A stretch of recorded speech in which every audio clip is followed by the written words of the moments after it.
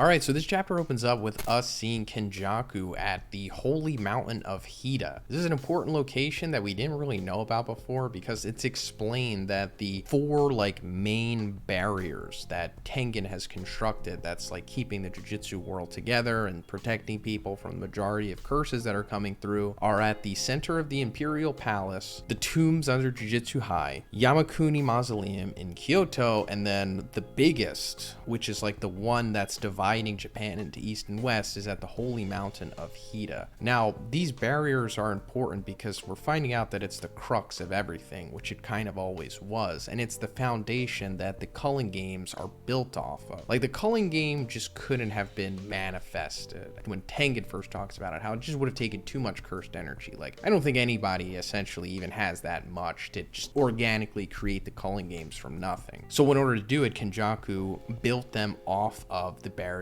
that Tengen had created. Think about it kind of like using a game engine, kind of like Unreal Engine. Tengen created that, and then Kenjaku used that to make the culling game from it, but then he also developed his own proprietary game engine from it as well. That's where we get these terms that they're saying bond barrier, which is an even better barrier than a pure barrier. But we're also finding out that this is why Tengen has been sus this whole time. Through the last 2 years since we've been introduced to him, he hasn't been telling the audience and the rest of the characters in the series something. And it essentially boils down to that Tengen knew that his barriers were being used as a foundation, and that technically he himself could have just cut off his own barriers or destroyed his own barriers that he made, and that way it would have stopped the culling game because it wouldn't have that game engine to run off of anymore. However, if he did that, then it would set everyone back to the Jujutsu Dark Ages. No more barriers, that means just curses everywhere, mass casualties, and then they'd have to rework from,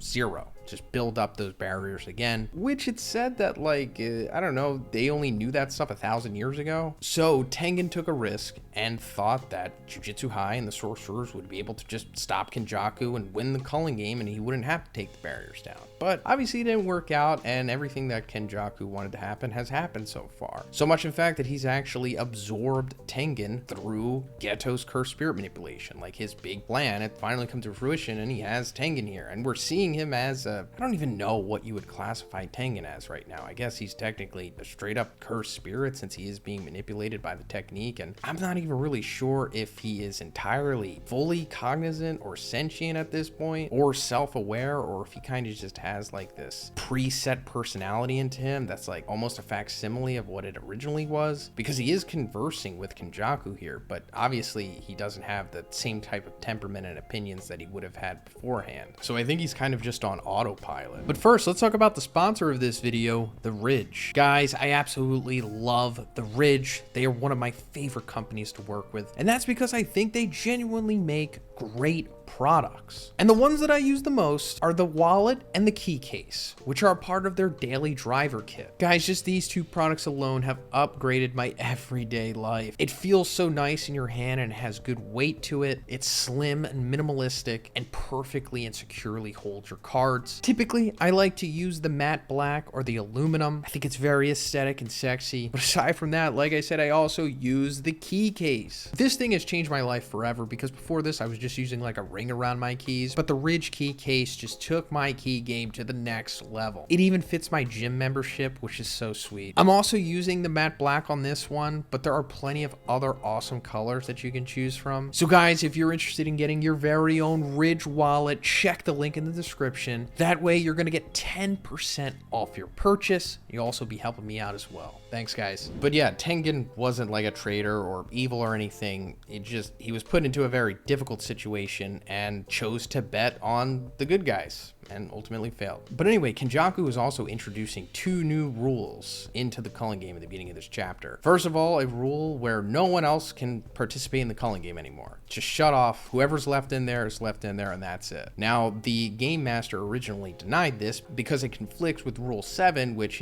no rule changes can have quote unquote long lasting effects on the game, which is like ambiguous. And sometimes there's rules that do conflict with that, but it ultimately doesn't matter because Kenjaku figures out that if he threatens the game master with destroying the main barrier that's in the Holy Mountain of Hida where they are, which would totally shut down the culling game because it wouldn't have that main pillar as an infrastructure anymore, this confuses the game master, because if Kenjaku does that, then the culling game would come to an end. And the game master doesn't want that because I guess its built-in AI just tries to keep it afloat and maintain it as much as possible. So what he's doing here, as he says, is creating a glitch where the game master essentially has to comply with Kenjaku. Even if the rule is having a long-lasting effect on the game, it's choosing the lesser of two evils by simply having the game continue with that long-lasting rule change, rather than just stopping the game completely. So after that, Kenjaku adds another rule where the game will end when everyone except for Suguru Geto, Kenjaku himself, and Megumi Fushiguro, Sukuna, have died, which is understandable. I assumed it was going to have to come to this point sooner or later, but another little interesting wording here is that it's just Kenjaku and Sukuna, meaning that Urarame also has to die for this to come to fruition. And I wonder if Urarame is aware of that, and I wouldn't be surprised if she is, because she is ride or die for Sukuna. And speaking of him, Kenjaku and Tengen come across Sukuna's original corpse. That's where it was the whole time, in the Holy Mountain of Hida, which is interesting. And I talked about this in the spoilers video, but it goes back to the original legend that Sukuna was based off of, or the 2chan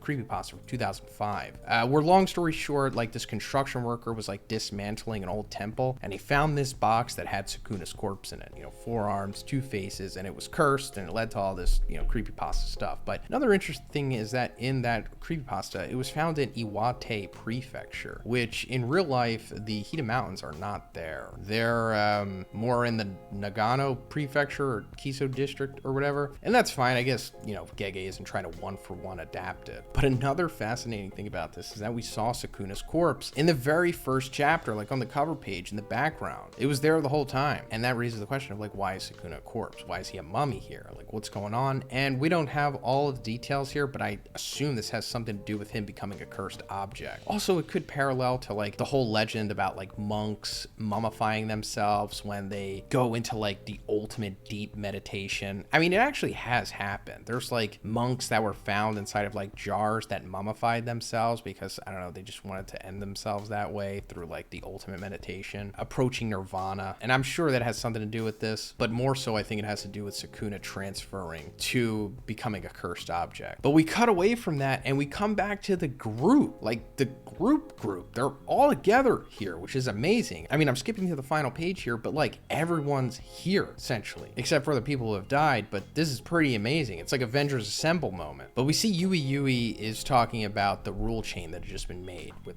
the culling game will end when everyone except Kenjaku and Sukuna dies, because when a rule change is made, everyone in the culling game is made aware of it. And Maki's like, to win, we just need to defeat Kenjaku and Sukuna, which, easier said than done, because Yui's like, that's like trying to kill Gojo. And Maki says yes, and Gojo is gonna come back. And speaking of that, we see Angel. It turns out that she survived after Sukuna, like, bit off her arm and threw her off that building. So I guess Amai was one of the players who was born a non-sorcerer, and then Kenjaku altered him with idle configuration and gave him a curse technique. We don't know what it is, or at least I can't see it. I don't know. Whatever it is, it saved Angel, and it's implied that Takaba helped as well. We're really looking forward to seeing the potential of Takaba, by the way. But it's being said here by Shoko that Angel and Hanakurusu, they can't really fight anymore because of the damage that they took. And Angel is crucial to everything because of her curse technique, which can, quote unquote, extinguish other curse techniques or shut them off. And, Tengen said that she can use that on the back of the prison realm to release Gojo. And they're still not doing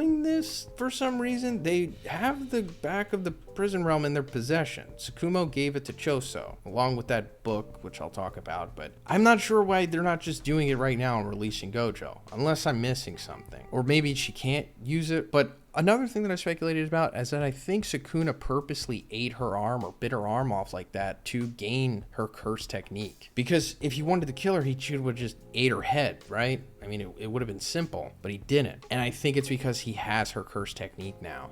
Like, in his malevolent shrine, he's added another ability, which is like, shutting down curse techniques. And I think that's how he's going to defeat Gojo when they inevitably fight. He's just immediately going to shut down Limitless. and then it's just over. Also, it's a possibility that Akotsu gets her curse technique as well, since he is in this panel, and he asks her if she can switch bodies, to which she says that she can't, because in the past, many sorcerers accepted Kenjaku's invitation because they didn't know how to become cursed objects after death. But apparently Sukuna is just built different, because he was able to perform to himself after just seeing it once. So he's kind of like a super prodigy genius as well, on top of just being ultra powerful. He's kind of like Garo from One Punch Man, if you're familiar. Like that, because that explains how he was able to transfer himself to his pinky and then have Megumi eat it. But another thing that's not being revealed here is like exactly what Angel and the rest of the sorcerers like were told by Kenjaku and why they agreed to everything. I mean, reincarnation is sweet, but there's so much more. I just hope we get a full-blown like Heian era flashback arc, you know, like 10 chapters of just the Heian era. I would love that. But skipping ahead here, we're seeing Yuji walk back up with the group here, the Avengers, and Choso gives him this book, which apparently is research that Tsukumo had done, which is records of soul research that Tsukumo left, along with the back of the prison realm. So this is super convenient. I don't think this was talked about before, but yeah, Tsukumo apparently was doing research on the soul, which is super important because we just found out that Sukuna suppressed Megumi's soul by taking out Yorozu, who was in the body of Sumiki, and I don't know, it's implied that it allowed Sukuna to have full control over him and, I don't know, kill him eventually. I don't think Megumi's dead yet, and this is I think giving us hope. Like, Yuji's gonna read this, figuring out how souls work more so, and then he'll be like, oh, this is how we're gonna save Megumi, this is how we can bring his soul back. But it's also possible that's how they defeat Sukuna once and for all, like altering his soul or destroying his soul, because that seems to be like the ultimate final highest tier of Jujutsu Kaisen. Like, it goes beyond sorcery and curses and whether the curse realm is a thing or not. It goes down to like soul. It's like that's the string theory of Jujutsu Kaisen. So even like the one above all in Sukuna's case can be taken down if you just take his soul out. Also, why Maki probably has the best curse tool ever, the soul splitting sword, because it just bypasses all that stuff. But then we're coming to the final pages here with Shoko reflecting on Gojo and this ambiguous comment about her feelings towards him. Maybe. I don't want to get too much into that. But it basically comes down to like her saying that there's a bunch of monsters now waiting your return. Come back, Gojo. And we see, you know, all the Avengers here, which is like so exciting. Can't wait to see everybody in action together. But it's like, is Gojo going to come back? It's like, yeah, he kind of has to. I think it would be really anticlimactic if he doesn't. Gege just decides to, like, I don't know, have the prison realm destroyed or something before Gojo can come back. That would be devastating. Not only to the story, but to the community. It might single-handedly destroy the series if Gojo doesn't come back, but I think he will. But I do think he will die shortly after that. Like, Sukuna is going to kill him. I think that's ultimately what's going to happen here. It might not even be like full-powered Sukuna that kills him. It might be Sukuna still in Megumi's body. So I just want to put that out there, is that, yeah, I think Gojo will get a really cool moment where he comes out, wrecks everyone, but then will ultimately just die. But yeah, that's pretty much it for this one, guys. Let me know what you think about this chapter in the comments. Super excited for the next one. And if you liked the video, please give it a like and please subscribe if you haven't already. Have a great day. I'll see you in the next one.